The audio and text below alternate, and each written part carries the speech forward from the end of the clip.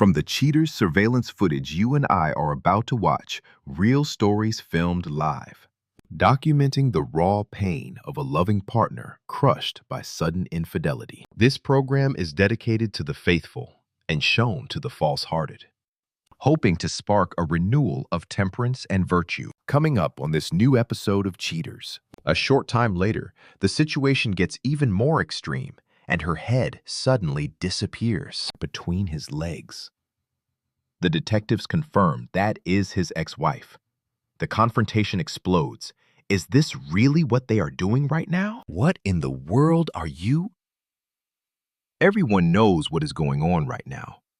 She stays perfectly silent.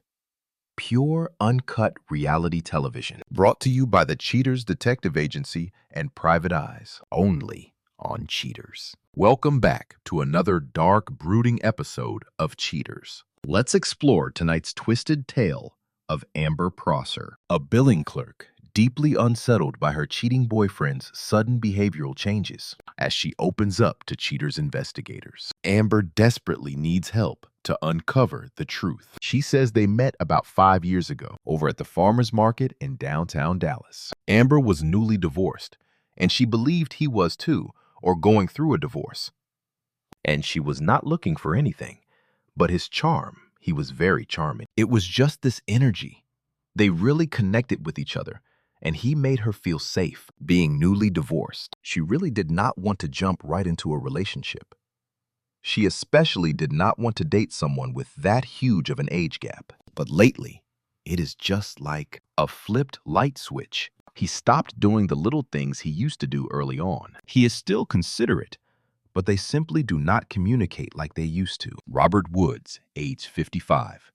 A salesman accused of selling way outside his region. The cheater surveillance team stakes out the home Amber shares with the cheating suspect. Sometime later, private investigators spot the suspect walking outside. The gentleman climbs into his truck. When he drives off, the cheater's crew sticks to his tail. Suspect Woods pulls into a shopping plaza and approaches a completely unfamiliar car. The driver, an unidentified woman, steps out to greet Woods with a kiss. Since it is raining, Woods snatches her umbrella for his own cover as they stroll toward the local barber shop. Starting 3 months ago, it is like night and day. He comes home, gets straight into the shower, claims he is getting a haircut, but returns with no haircut. He is gone for 3 or 4 hours.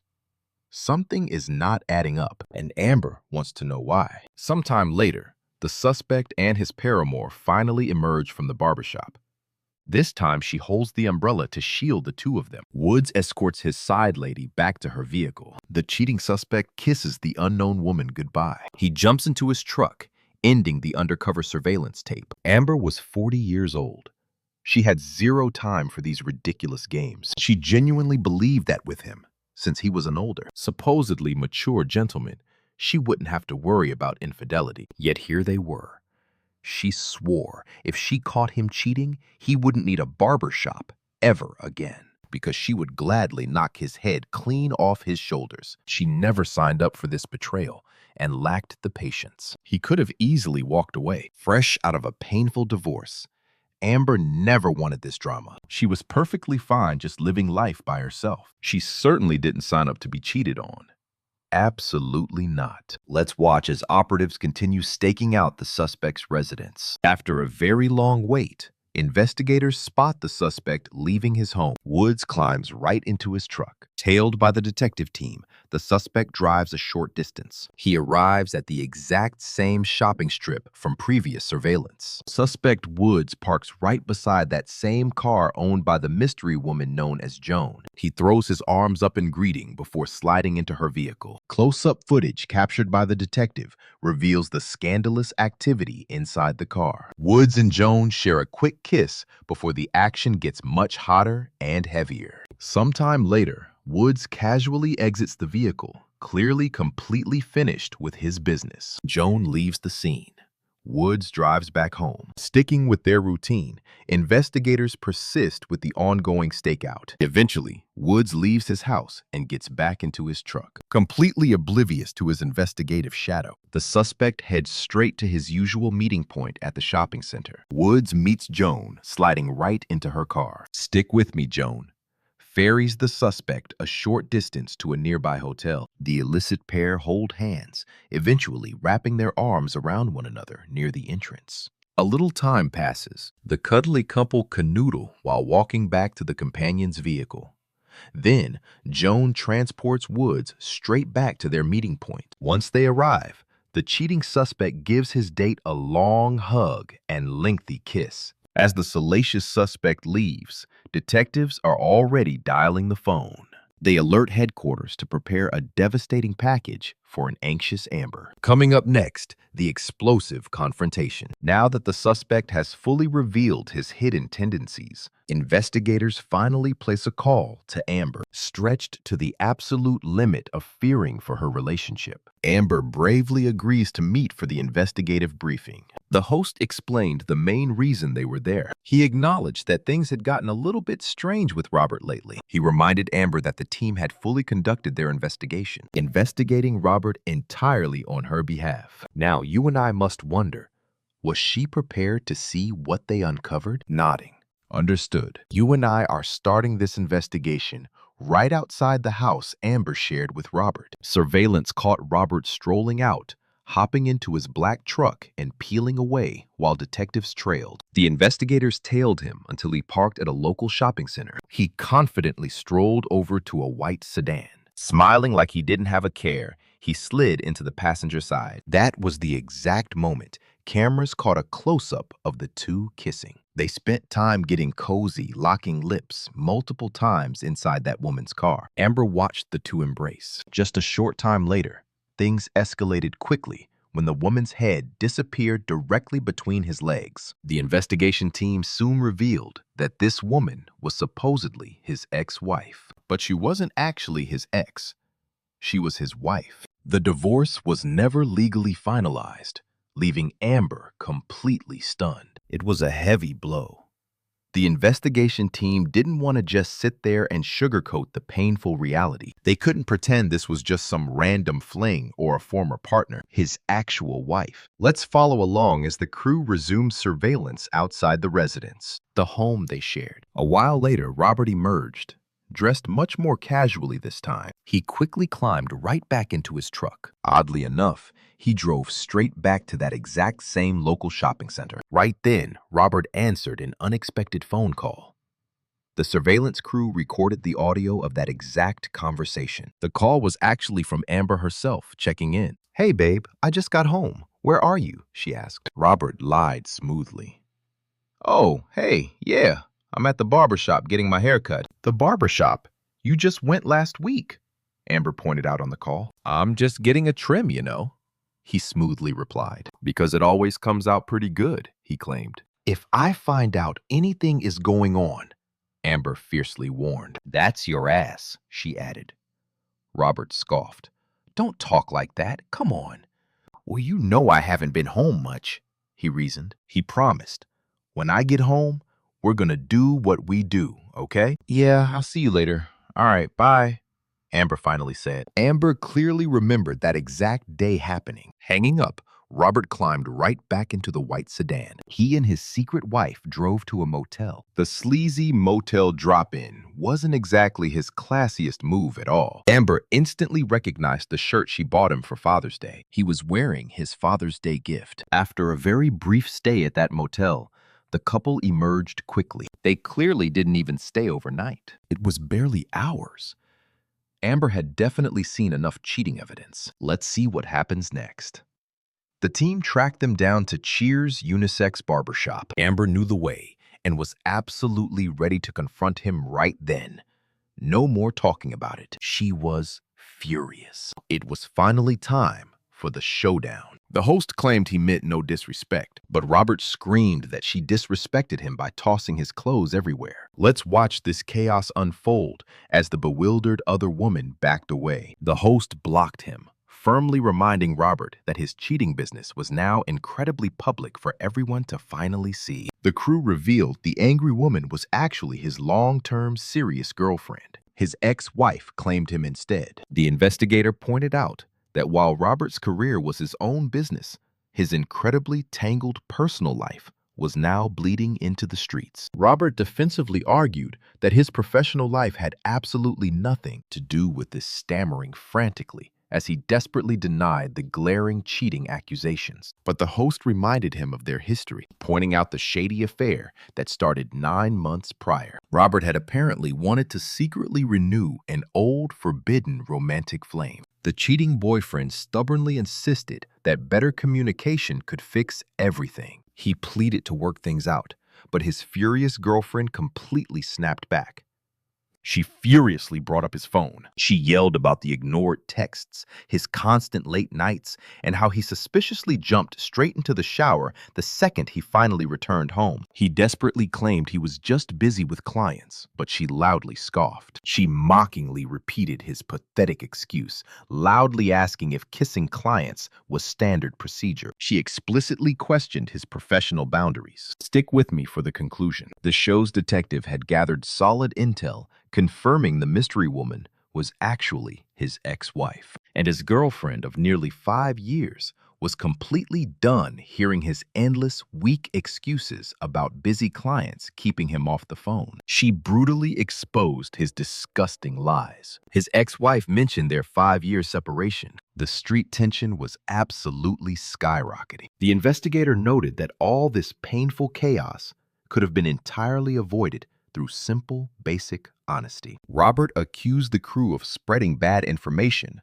aggressively posturing, while his messy clothes remained humiliatingly scattered all over the concrete. The host openly mocked Robert's absurd demand that everyone should just ignore their own lying eyes. The host then directed the cornered cheating boyfriend to step away from the shouting and speak directly with lead detective Clark. Busted. Clark pulled him aside, shockingly, revealing that the naive ex-wife had absolutely no idea about the current girlfriend waiting for him back home. The detective confronted the panicked man, demanding some real answers about his double life immediately. He aggressively pushed Robert to admit exactly why he had contacted the investigative television team. Robert confessed they started dating again 9 months ago. But why cheat? Why betray his ex-wife again and his devoted girlfriend of 5 years?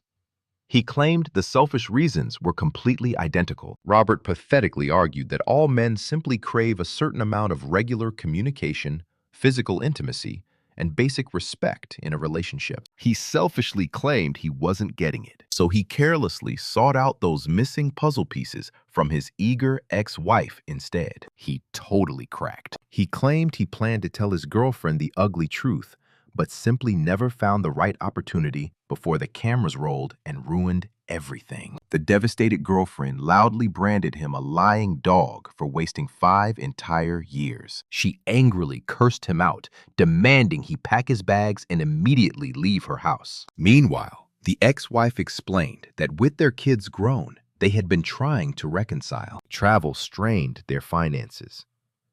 What do we make of this? The two women finally stood face to face. He nervously admitted his name was Joan. She firmly introduced herself as Amber. Amber warned the other woman that he was nothing but a dirty, lying dog. Let's watch this unfold together. She admitted she might get violent if he stepped closer, figuring any sleazy guy would try this. He clearly enjoyed juggling 2 women at once. She screamed that he had shamelessly lied to both of them. He had spun some ridiculous lie about baking, completely fooling her. And now, the ugly reality of his massive infidelity was exposed. She mocked the local ladies' man, admitting he had completely tricked her.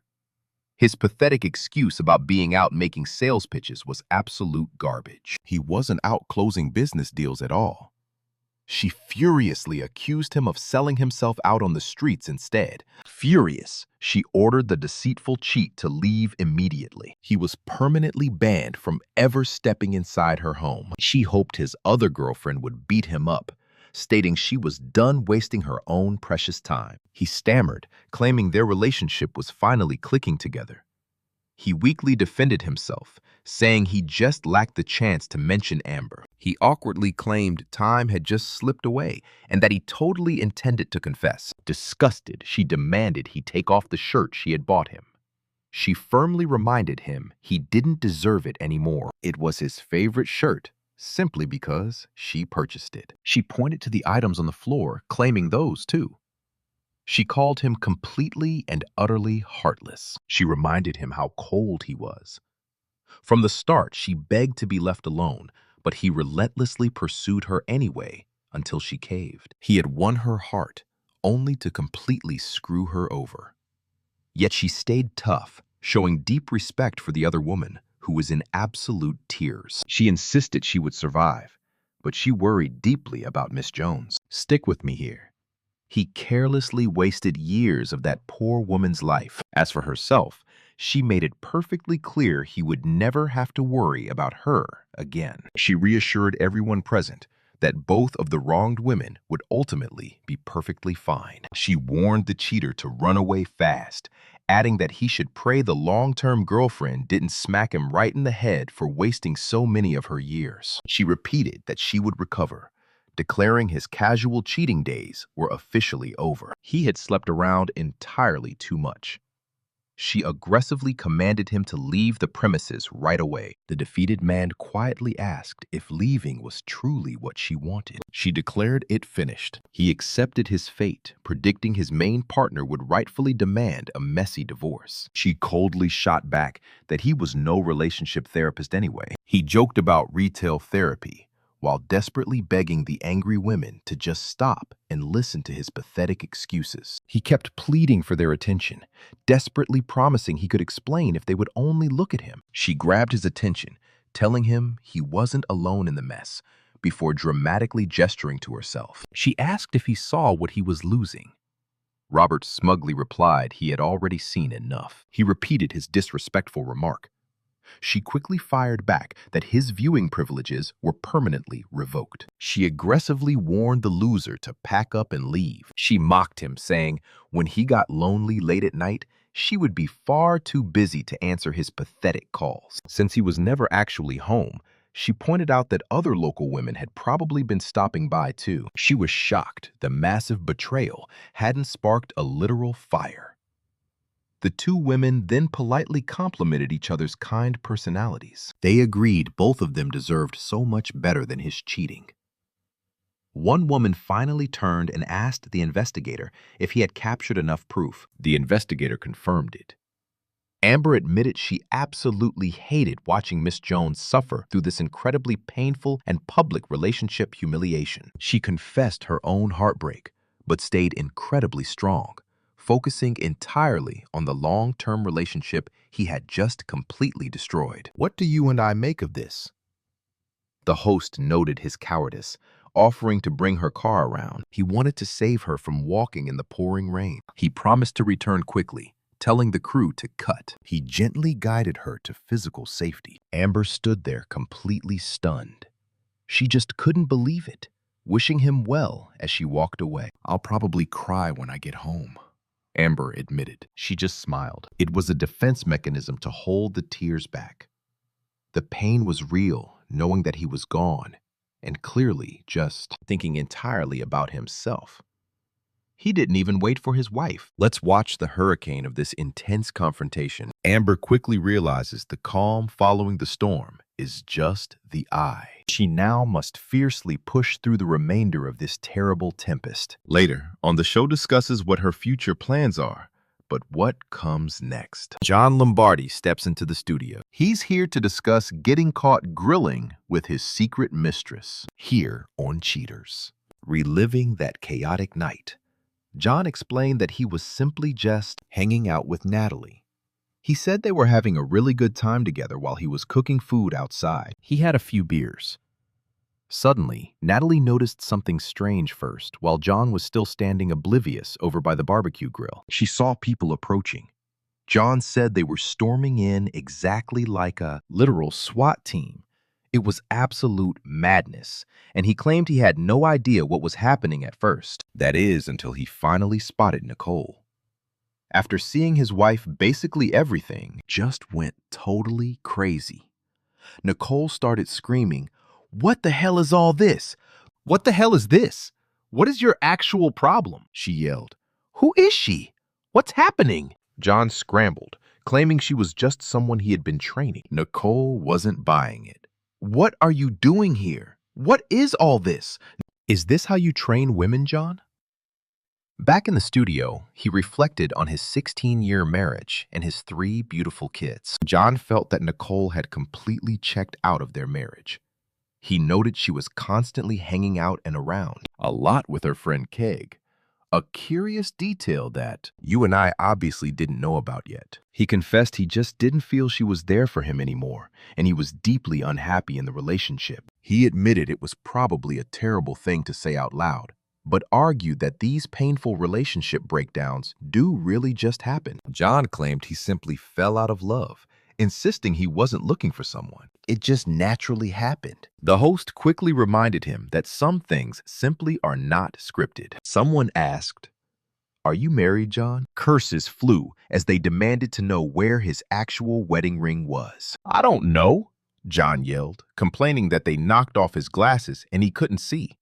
He demanded they all leave the area. A crew member handed them back, saying, "Here you go, man. We found your glasses." John muttered that if he put them on, things would escalate.